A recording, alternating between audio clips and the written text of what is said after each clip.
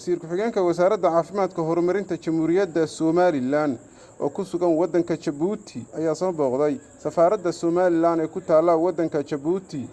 waxaana safaaradda ku soo dhaweeyay danjiraha waddanka Somaliland u fadhiya waddanka Djibouti Ambassador Cabdifataax Saciid Axmed wasiir ku-xigeenka wasaaradda caafimaadka Somaliland ayaa aad ugu mahadceliyay safiirka iyo shaqaalaha ka shaqeeya safaaradda Somaliland intaasi kadib wasiir ku-xigeenka wasaaradda caafimaadka Somaliland ayaa ka dareen celiyay wixii uu ku arkay safaaradda Somaliland ee waddanka Djibouti marka aan ka hadlo safaaraddu waxay noogu hoostay diyaaradda oo naga soo qaaday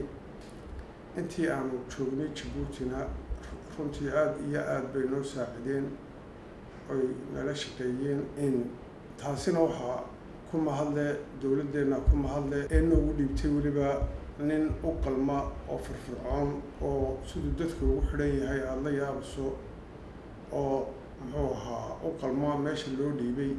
Cabdifataax mudane Cabdifataax Ambassador Cabdifataax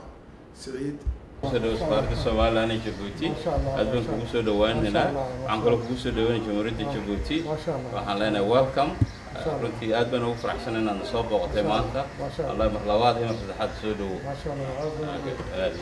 Maxamed Jaamac Waale warbaahinta qaranka Somaliland Djibouti